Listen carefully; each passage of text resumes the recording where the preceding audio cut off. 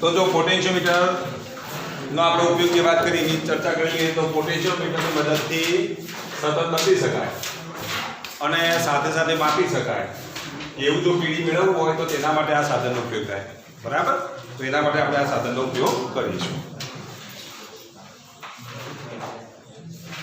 હવે જો આનો સિદ્ધાંત તમારે યાદ રાખવાનો તારના બે છેડા વચ્ચે વિદ્યુત સ્થિતિમાનનો તફાવત એ તારની લંબાઈના સમપ્રમાણમાં હોય છે આ સિદ્ધાંત ઉપર પોટેન્શિયોમીટર કામ કરે છે હવે પોટેન્શિયોમીટરના તારના આપણે બાળી જો ગોઠવીએ તો આ રીતે ગોઠવાય એની સાથે એક બેટરી જોડી દઈશું ત્યાર પછી આ અવરોધ પેટી જોડેલ છે એક કળ ગોઠવેલી છે આ પોટેન્શિયોમીટરનો તાર છે તારની લંબાઈ A થી B સુધીની છે તો આ પોટેન્શિયોમીટરનો તાર આ તારની એકમ લંબાઈ દીઠ વિદ્યુત સ્થિતિમાન જે છે એ વિદ્યુત સ્થિતિમાનને આપણે phi વડે દર્શાવીશું તો જો તારની લંબાઈ આપણે L લઈએ તો L લંબાઈ દીઠ વિદ્યુત સ્થિતિમાન કેટલું મળે તો એપ્સિલોન L બરાબર phi * L મળે એકમ લંબાઈ દીઠ વિદ્યુત સ્થિતિમાનનું મૂલ્ય આપણે કેટલું લઈએ છીએ L લઈએ છીએ તો લંબાઈ કેટલી લેવામાં આવે બોલો L જેટલી લંબાઈ લેવામાં આવે તો પછી વિદ્યુત સ્થિતિમાન અહીંયા phi હોય તો phi * L થાય કારણ કે એકમ લંબાઈ દીઠ વિદ્યુત સ્થિતિમાન 2 વોલ્ટ પ્રતિ મીટર હોય એટલે કે 2 વોલ્ટ હોય એકમ લંબાઈ દીઠ કેટલું હોય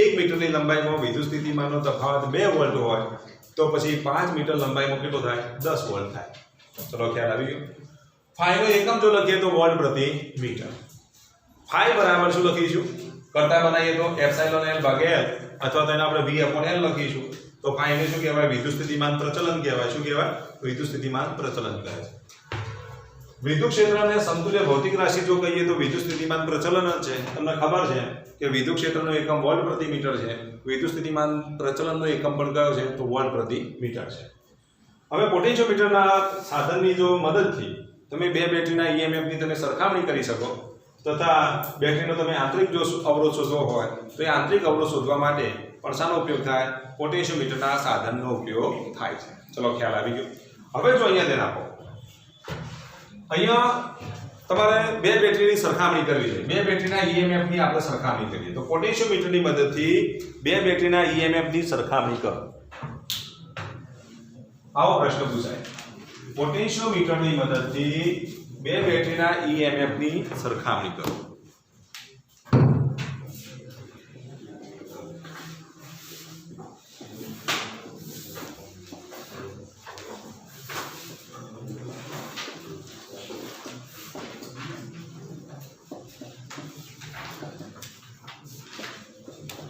તો આ પ્રશ્ન મોસ્ટ ટાઈમલી કરી દેજો તો પોટેન્શિયોમીટરની મદદથી આપણે બે બેટરીના EMF ની શું કરવાની છે સરખામણી કરવાની છે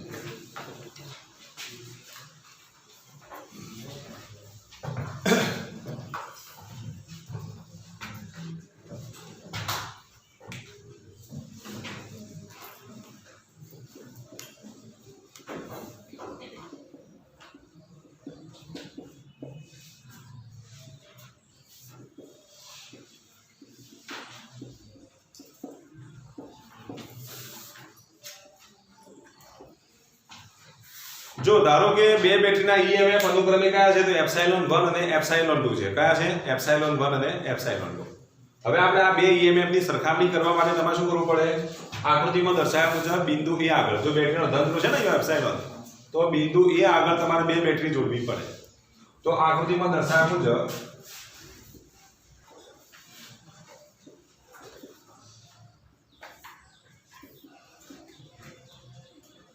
છેડા A આગળ તારના છેડા A આગળ આ તાર જાકો તો તારના છેડા A આગળ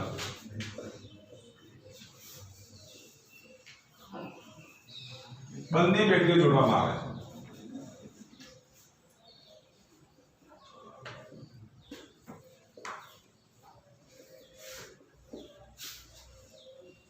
જો અહીંયા ધ્યાન આપજો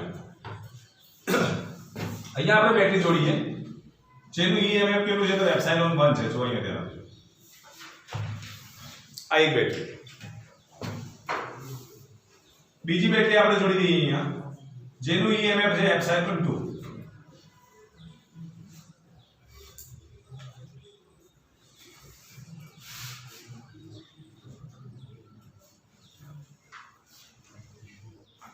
આવો એક જોડાણ બોક્સ છે બેટરી 1 માટેના જોડાણનો નંબર 1 વડે દર્શાવી દઈએ, બેટરી 2 ના જોડાણ માટે 2 અને આ 3 સાથે અહીંયા ગેલોનોમીટર જોડેલું હોય અને તેનો એક છેડો કળ સાથે જોડેલો હોય, બરાબર. એ વખતે તટસ્થ બિંદુ ધારો કે P મળે અને જ્યારે જોડાણ બિંદુ 3 હોય ત્યારે તટસ્થ બિંદુ ધારો કે Q મળતો હોય. તો જો પહેલા જોડાણ આપણે 1 ને 3 નું કરીએ. જ્યારે જોડાણ 1 ને 3 નું કરવામાં આવે ત્યારે તટસ્થ બિંદુ P મળતો એટલે કે ગેલોનોમીટર શૂન્ય આવર્તન દર્શાવે તે બિંદુ P છે. એ વખતે A થી P સુધીની લંબાઈ ધારો કે L1 છે. તો એનો મતલબ શું થયો? A થી P સુધીની લંબાઈ જો L1 હોય તો આ બેટરીનું EMF કેટલું હોય? તો A થી P જેટલું હોય કે ના હોય? કારણ કે આ આની સાથે સમાંતરમાં જોડાણ કરે છે. સમાંતર જોડાણમાં વિદ્યુત સ્થિતિમાનના મૂલ્યો કેવા હોય? સરખા હોય. કારણ કે બિંદુ A અને P, અહીંયા પણ બિંદુ A અને P છે, તો એપ્સિલોન 1 નું મૂલ્ય કેટલું હોય? તો A અને P વચ્ચેના વિદ્યુત સ્થિતિમાનના તફાવત જેટલું હોય. ફરી એકવાર બોલી દઉં છું. મારે બેટરી નું EMF એપ્સિલોન 1 અને એપ્સિલોન 2 વચ્ચેની સરખામણી કરવાની રીત અહીંયા ધ્યાન આપજો. એપ્સિલોન 1 અને એપ્સિલોન 2 ની આપણે શું કરવી છે? સરખામણી કરવાની છે. એપ્સિલોન 1 અને એપ્સિલોન 2 ની સરખામણી કરવા માટે પહેલા જોડાણ આપણે 1 અને 3 નું કરીએ. જ્યારે જોડાણ 1 અને 3 નું જ્યારે કરવામાં આવે ત્યારે આ પરિપથમાં જ્યારે વહેતો પ્રવાહ માટે આ કળને તમે એવા સ્થાને ગોઠવતા કે બિંદુ P આગળ ગોઠવતા ગેલોનોમીટરમાંથી પસાર થતો વિદ્યુત પ્રવાહ કેટલો થઈ ગયો? શૂન્ય થઈ ગયો. અને ગેલોનોમીટરમાંથી પસાર થતો વિદ્યુત પ્રવાહ શૂન્ય, એ વખતે A અને P વચ્ચે વિદ્યુત સ્થિતિમાનનો જે તફાવત મળે એ બેટરીનો EMF કેટલો થાય? તો એપ્સિલોન 1 થાય. કારણ કે એપ્સિલોન બરાબર phi * L લખાય, બરાબર. માટે A અને P વચ્ચેના વિદ્યુત સ્થિતિમાનનો તફાવત એ શું મળશે? પહેલી બેટરીનું EMF મળે. ત્યાર પછી તમે જોડાણ 2 અને 3 આગળ કરાવો. જ્યારે જોડાણ 2 અને 3 નું કરીએ ત્યારે તટસ્થ બિંદુ આપણને ક્યાં આગળ મળે છે? Q આગળ મળે છે. અને જ્યારે તટસ્થ બિંદુ Q આગળ મળે ત્યારે અહીંયા આપણે A અને Q વચ્ચે જે તારની લંબાઈને અનુરૂપ જે વિદ્યુત સ્થિતિમાન મળે એ વિદ્યુત સ્થિતિમાનને શું કહેવાય? બેટરી 2 નું EMF કહેવાય. આમ તમે બેટરી 1 અને બેટરી 2 નું EMF શોધી શકો. તો જો અહીંયા ધ્યાન આપજો. જોડાણ 1 ને 3 કરવાથી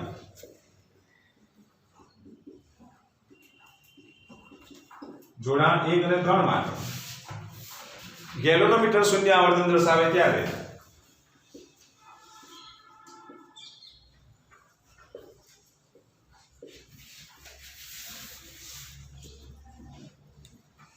તે બિંદુ કયું છે? P છે. જો અહીંયા ધ્યાન આપજો, તે બિંદુ P છે. અને તારની લંબાઈ A થી P સુધી તારની લંબાઈ કેટલી થાય? તો તારની લંબાઈ AB બરાબર L1 છે. એ વખતે તમે માપપટ્ટીની મદદથી તમે લંબાઈ માપો તારની, તો તારની લંબાઈ A થી P સુધીની કેટલી મળે છે? બોલો, L1 મળે.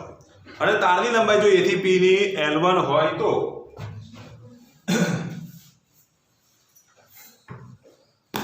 એપ્સિલોન 1 બરાબર શું લખ્યું? ધેરફોર એપ્સિલોન 1 બરાબર શું લખાય? phi L1 લખાય કે નહીં? કારણ કે એપ્સિલોન બરાબર phi L લખાય. તો પછી આટલાથી આટલા સુધીનો વિદ્યુત સ્થિતિમાનનો તફાવત કેટલો થાય? તો બેટરીના EMF જેટલો થશે કે નહીં? તો એપ્સિલોન 1 બરાબર શું લખીશું? phi L1. કેટલું લખાય? phi L1. ચલો ખબર પડી. હવે જો જોડાણ 1 અને 2 અને 3 નું કરતા આનું સમીકરણ નંબર 1 આવી ગયું. જોડાણ 2 અને 3 નું કરતા ગેલોનોમીટર શૂન્ય આવર્તન દર્શાવે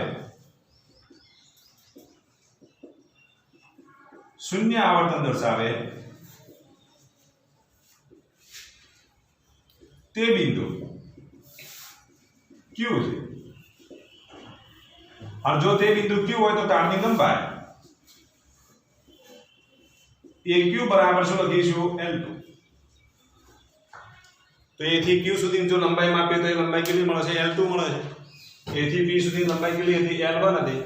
તો હવે તમે શું લખશો? બોલો, એપ્સિલોન 2 માટે તમે શું લખશો? બોલો, એપ્સિલોન 2 બરાબર શું લખાય? phi L2. તો એ વખતે જો આપણે લખીએ તો એપ્સિલોન 2 બરાબર શું લખીશું? phi L2. તો therefore એપ્સિલોન 2 બરાબર કેટલા થશે? phi L2 થાય. અને આપણો સમીકરણ નંબર 2 આપી દઈએ. તમારે તો શું કરવાનું? બે બેટરીના EMF ની સરખામણી કરવાની છે. માપપટ્ટીની મદદથી તમે L1 માપી શકો, માપપટ્ટીની મદદથી L2 માપી શકો. तो भाई जो सरखामणी करवानी હોય તો સમીકરણ 1 ને 2 નો ગુણોત્તર લઈએ તો સમીકરણ 1 ને 2 નો ગુણોત્તર લેતા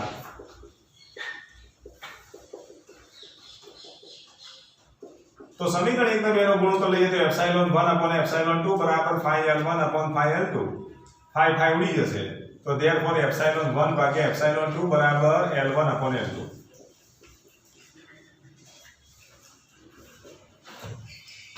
तो आम तमे बे बेटरीना ईएमएफ ની સરખામણી કરી શકો જો અહીંયા ધ્યાન આપો એપ્સિલોન 1 માટે લંબાઈ તમને કેટલી મળી હોય 4 મીટર મળે એપ્સિલોન 2 માટે ધારો કે લંબાઈ 5 મીટર મળે तो 4 ભાગ્યા 5 तो એપ્સિલોન 1 ભાગ્યા એપ્સિલોન 2 બરાબર શું લખી 4 ભાગ્યા 5 લખાય કે નહીં તો પછી એ બંનેની તમે સરખામણી કરી શકો કે ના કરી શકો ધારો કે એપ્સિલોન 1 માટે 40 સેન્ટીમીટર મળે એપ્સિલોન 2 માટે 20 સેન્ટીમીટર મળે તો 40 ભાગ્યા 20 એટલે કેટલા થાય 2 થાય કે નહીં तो एप्सिलॉन 1 भाग्या एप्सिलॉन 2 बराबर શું મળશે બોલો 2 મળે અને એપ્સિલોન 1 ભાગ્યા એપ્સિલોન 2 બરાબર 2 મળે તો એપ્સિલોન 1 બરાબર 2 એપ્સિલોન 2 થાય કે નહીં તો તમે કહી શકો પહેલી બેટરીનું ઈએમએફ બીજી બેટરીના ઈએમએફ કરતો બમણું તો સરખામણી થઈ કહેવાય કે ના કહેવાય પહેલી બેટરીનું ઈએમએફ એ બીજી બેટરીના ઈએમએફ કરતો બમણું છે એવું તમે કહી શકો તો આ જે ગુણોત્તર મળ્યો એ ગુણોત્તરને આપણે શું કહીશું બે બેટરીના ઈએમએફ ની સરખામણી દર્શાવતું સૂત્ર કહેવાય बराबर तो आ पोटेंशियोमीटर ની મદદથી તમે બે બેટરીના ઈએમએફ ની શું કરાવી શકો સરખામણી કરાવી શકો ચલો ખ્યાલ આવી ગયો સુધી તો આટલું તમે ફટાફટ લખી દો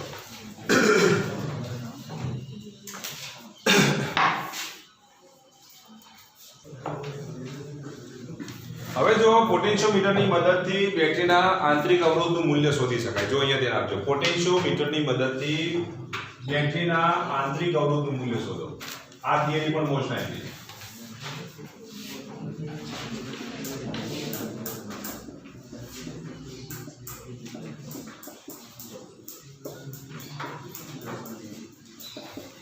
तो जो पोटेंशियोमीटर ની મદદથી બેટરીના આંતરિક અવરોધનું આપણે મૂલ્ય શોધવાનું છે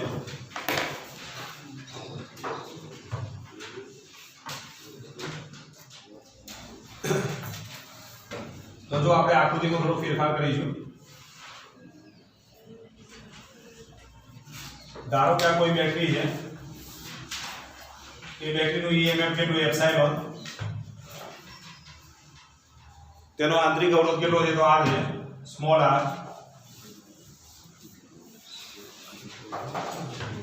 जो बैटरी नो आंतरिक अवरोध बाजू मार दे दर्शावવાનો જો અહીંયા ધ્યાન આપજો ધારો કે આ બેટરી છે ને તો અંદર તો તમે અવરોધ દોરી નહીં શકતા તો ભાઈ બાજુમાં તમારે આ કે આંતરિક અવરોધ દર્શાવવો પડે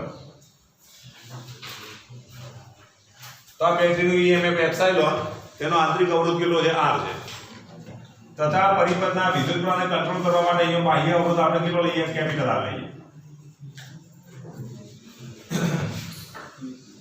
બાહ્ય અવરોધ કેટલો લઈએ કેપિટલ R હવે જો અહીંયા ધ્યાન આપજો અહીંયા પણ આપણે જોડાણ લઈએ આ રીતે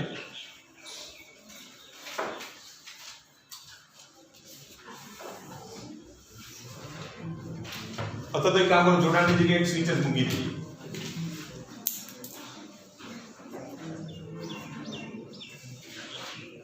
આ સ્વિચ છે હવે આની સાથે આપણે ગેલેનોમીટર જોડી દઈએ એની સાથે કળ જોડીએ અને આપણે શું શોધવાનું છે બેટરીનો આંતરિક અવરોધ શોધવાનો છે શું શોધવાનું છે બેટરીનો આંતરિક અવરોધ અહીંયા બિંદુ P મળે અને આ બિંદુ Q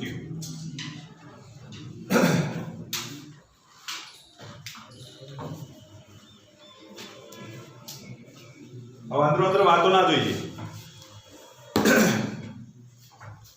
જો અહીંયા ધ્યાન આપજો ધારો કે બેટરીનું ઈએમએફ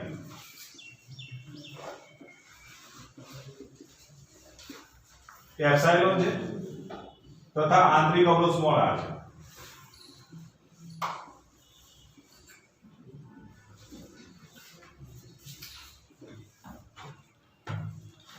बाह्य अवरोध કેટલો છે કેપિટલ R છે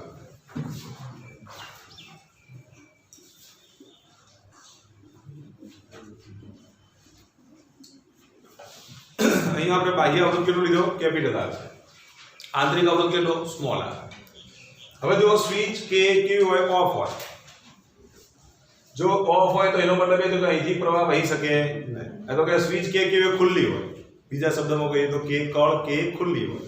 કળ કે ખુલ્લી હોય તો અહીંથી પ્રવાહ વહી ન શકે, પ્રવાહને અહીંથી વહેવું પડે. પ્રવાહનો વહેવાનો માર્ગ આ રીતે હશે, અહીંથી પ્રવાહ વહી શકતો નથી. તો જ્યારે કળ કે ખુલ્લી હોય તો પ્રવાહને વહેવા માટેનો માર્ગ આ બનશે, અને પ્રવાહને વહેવા માટેનો માર્ગ આ બને તો એ વખતે જો આપણે લખીએ તો શું લખીશું બોલો? તો જ્યારે કળ કે ખુલ્લી હોય ત્યારે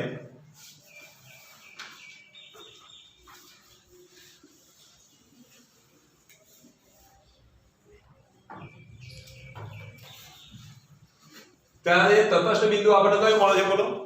તો એ વખતે તટસ્થ બિંદુ P મળે. તો કળ કે ખુલ્લી હોય ત્યારે ગેલ્વેનોમીટર શૂન્ય આવર્તન બતાવે.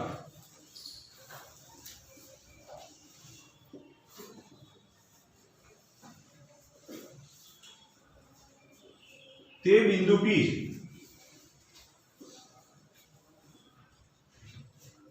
તો જ્યારે કળ ખુલ્લી હોય ત્યારે ગેલ્વેનોમીટર જ્યારે શૂન્ય આવર્તન બતાવે તે બિંદુ P હોય, અને A થી P સુધીની લંબાઈ કેટલી છે? L છે.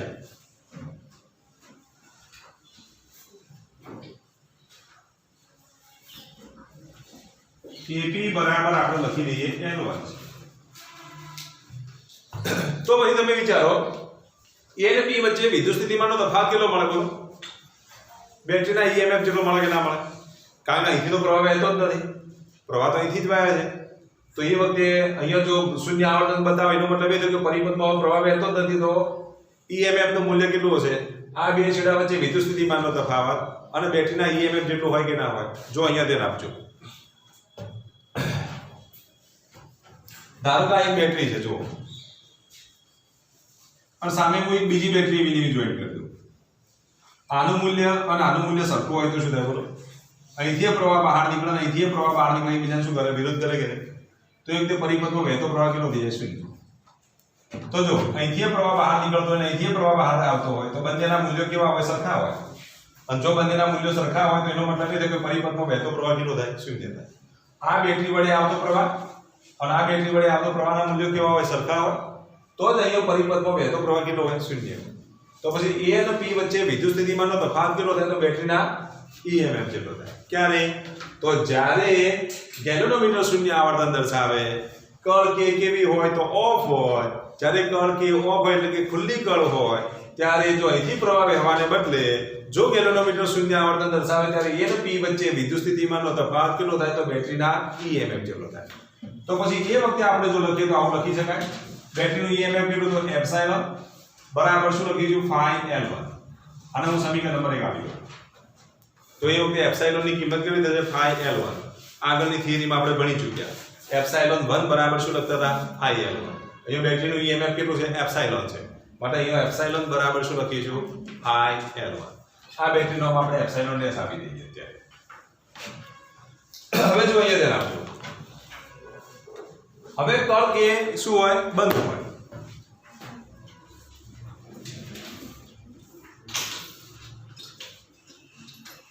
હવે જો કળ કે બંધ હોય તો એનો મતલબ એ કે આ અહીંથી પણ પ્રવાહ વહી શકે. તો આવા બંધ પરિપથમાં વિદ્યુત પ્રવાહ વહી શકે તો એ વખતે બેટરીનો ટર્મિનલ વોલ્ટેજ મળે. બેટરીનું EMF ના મળે પણ શું મળે બોલો? બેટરીનો ટર્મિનલ વોલ્ટેજ મળે. જ્યારે આ કળ કેવી હતી? ખુલ્લી હતી. એટલે પ્રવાહ વહેવા માટેનો માર્ગ આ હતો. અને પાછું ગેલ્વેનોમીટર શૂન્ય આવર્તન દર્શાવે. એ વખતે કેવી સર્કિટ બને? ઓપન સર્કિટ કન્ડિશન બને. અને ઓપન સર્કિટ કન્ડિશન બને એ વખતે આપણે અહીંયા શું લખીશું? એપ્સાઇલોન લખીશું. અને જો ક્લોઝ સર્કિટ હોય તો પછી ટર્મિનલ વોલ્ટેજ દેવો પડે. શું લેવો પડે? ટર્મિનલ વોલ્ટેજ દેવો પડે. તો જો કળ કે બંધ હોય તો અને ગેલ્વેનોમીટર શૂન્ય આવર્તન દર્શાવે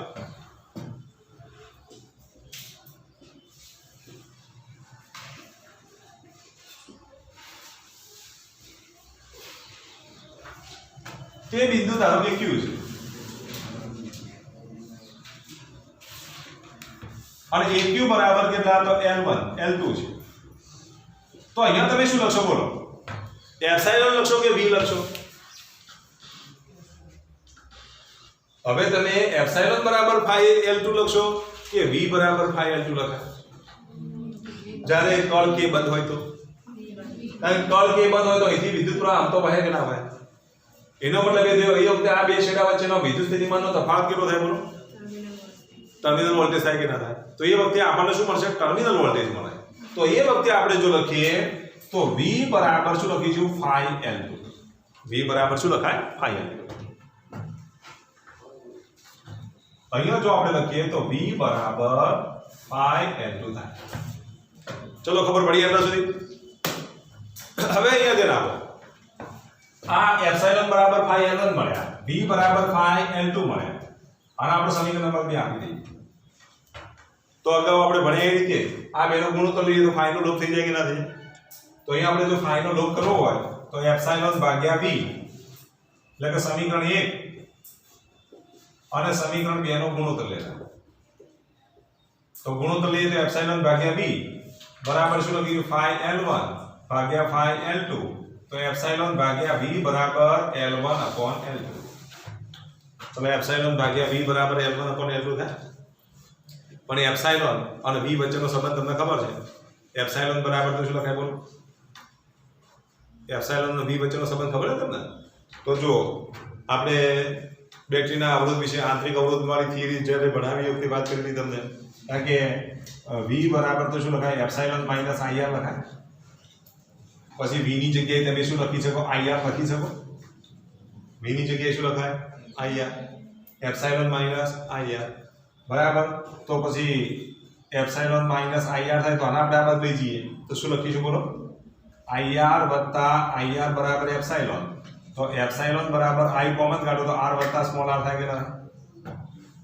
આવું સૂત્ર આપણે ભણી ચૂક્યા. તો એપ્સિલોન બરાબર I કૌંસમાં શું લખીશું? R વત્તા સ્મોલ r. ફરી એકવાર બોલી દો. V બરાબર એપ્સિલોન માઇનસ IR. આ સૂત્ર તમને ખબર છે ટર્મિનલ વોલ્ટેજ. V ની જગ્યાએ આ બે છેડા વચ્ચે વિદ્યુત સ્થિતિમાનનો તફાવત, અહીંથી વહેતો પ્રવાહ ધારો કે I હોય તો પછી શું થશે બોલો? V ની જગ્યાએ તમે ટર્મિનલ વોલ્ટેજ કેટલો લખશો? IR બરાબર એપ્સિલોન માઇનસ IR. આ IR ને આપણે આવા દઈ છીએ તો એપ્સિલોન બરાબર I કોમન કાઢો તો R વત્તા સ્મોલ r થાય. તો એપ્સિલોન ની કિંમત મળી. આ V ની કિંમત મળી કેટલી? IR જેટલી. તો પછી અહીંયા તમે કિંમત મૂકી શકો. ચલો એપ્સિલોન ની કિંમત મૂકી દઉં છું. I R વત્તા સ્મોલ r. V ની કિંમત મૂકી દઉં કેટલી? તો IR બરાબર શું લખીશું? L1 upon L2. આ I ઉડી જશે. હવે જો લસા છોડો પાડો જો અહીંયા ધ્યાન આપજો. R ભાગ્યા R એટલે 1 અને R ભાગ્યા કેપિટલ R બરાબર L1 upon L2 થાય કે ના થાય? લસા છોડો પાડીએ તો R ઉડી જશે તો કેટલા રહેશે? 1 વત્તા R upon કેપિટલ R બરાબર L1 upon L2. હવે જો આમાંથી R upon કેપિટલ R ના કરતા બનાવો તો આ 1 ના બદલી જાઓ તો L1 upon L2 -1 થાય. R ભાગાકારમાં છે તો ગુણાકારમાં લઈ જઈએ તો R બરાબર શું લખીશું? Capital R L1 upon L2 -1. તો જો આ સૂત્ર મળ્યું એ બેટરીના આંતરિક અવરોધનું સૂત્ર મળ્યું કે નહીં? તો જો બેટરી સાથે બાહ્ય અવરોધ તમને કેપિટલ R આપી દીધો હશે બરાબર, જ્યારે બાહ્ય અવરોધમાંથી પ્રવાહ પસાર ન થતો હોય ત્યારે તટસ્થ બિંદુ L1 અંતરે મળતું હોય, બાહ્ય અવરોધના લીધે તટસ્થ બિંદુ L2 અંતરે મળતું હોય તો પછી એ બેટરીનો આંતરિક અવરોધ R બરાબર કેપિટલ R L1 ભાગ્યા L2 -1 થાય. આ સૂત્રની મદદથી તમે બેટરીનો શું શોધી શકો? આંતરિક અવરોધ શોધી શકો. તો કોઈ બેટરી આપેલી હોય એ બેટરી માટે એમ કીધું હોય કે બાહ્ય અવરોધ Rમાંથી વહેતો પ્રવાહ 0 હોય ત્યારે તટસ્થ બિંદુ કેટલા અંતરે મળતું હોય? 40 સેન્ટીમીટર અંતરે મળતું હોય અથવા 50 સેન્ટીમીટર અંતરે મળતું હોય. બાહ્ય અવરોધ જોડવાથી એ તટસ્થ બિંદુ કેટલા અંતરે મળતું હોય? 40 સેન્ટીમીટર મળતું હોય તો 50 ભાગ્યા 40 એટલે 5/4 લસા લો તો 5 માંથી 4 જાય તો 1/4. 1/4 ગુણ્યા એટલે કેટલા થાય? R/4. તો પછી આંતરિક અવરોધનું મૂલ્ય કેટલું હોય? બાહ્ય અવરોધના ચોથા ભાગનું હોય. કેટલું હોય? બાહ્ય અવરોધના ચોથા ભાગનું. બાહ્ય અવરોધનું મૂલ્ય પણ તમને આપી દીધું, ધારો કે 20 ઓહ્મ આપી દીધો હોય તો પછી આંતરિક અવરોધનું મૂલ્ય કેટલું હોય? 20/4 5 ઓહ્મ થાય. તો આવા ઓબ્જેક્ટિવ પૂછી શકાય બરાબર, દાખલા પણ પૂછી શકાય. તો આને આપણે શું કહીશું? બેટરીનો આંતરિક અવરોધ શોધવા માટેનું સૂત્ર કહીશું બરાબર. આમ પોટેન્શિયોમીટરની મદદથી બે બેટરીના EMF ની સરખામણી થાય અને પોટેન્શિયોમીટરની મદદથી તમે શું શોધી શકો બોલો? તો તેનો આંતરિક અવરોધ પણ શોધી શકો. ચલો ખ્યાલ આવી ગયો. આની સાથે આ ચેપ્ટરની થિયરીઓ પૂરી થાય છે.